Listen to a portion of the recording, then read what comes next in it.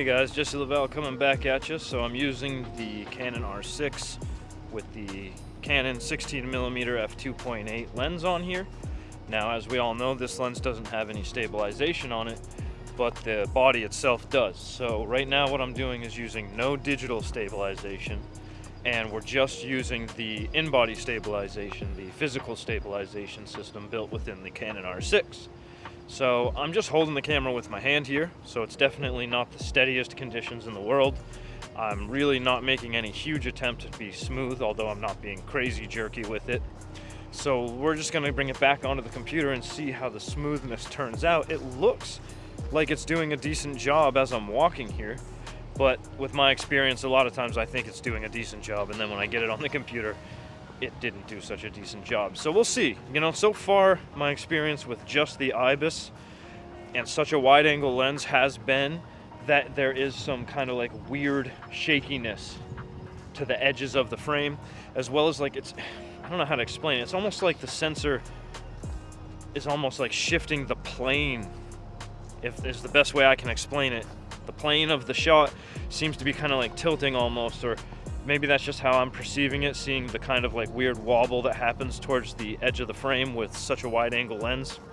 You know, I used to always notice it a lot when I would watch Peter McKinnon's videos, because it seems like he's always using that 15mm, I forget what it goes to, 15 to 35, I think, f2.8 lens, and it just seems to be like plagued by severe, you know, IBIS wobble towards the edge of the frame there.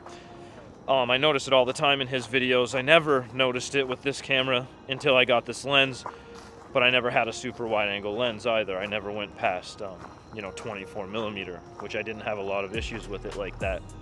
As well as that lens having stabilization built into it as well. So you've got, you know, the stabilization in the lens working with the stabilization in the camera, versus here we've got just the IBIS working. And I do notice a lot of, you know, kind of weird wobbling towards the edges of the frame, which I really don't like. So I did notice that using the digital stabilization helped that a little bit.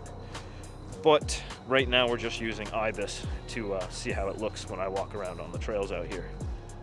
Okay guys, so now I've switched it to having the one level of digital stabilization on. So not the enhanced mode, but just the one level where, you know, it's cropped in slightly, but not too far, not like enhanced mode where it crops in severely. So again, 16mm, IBIS is on, digital stabilization level 1 is on, not enhanced, and we're cropped in a little bit more, but not too bad. And how much better is it working than just the IBIS?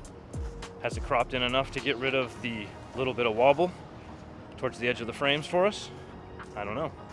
It's hard to tell on here on the camera. I'll be able to tell when we get it back on the computer and I edit it. And now we have enhanced digital stabilization on. So we've got the two levels of digital stabilization on here with the IBIS stabilization all paired together. So we've got a pretty decent crop, but with 16mm, I'm still able to totally vlog with this focal length, so not a problem at all. How's this looking? Is this the most stable way to go vlogging? Is this what we're looking for when we're using the 16mm in the Canon R6? Again, let me know down in the comments what you think, what looks best.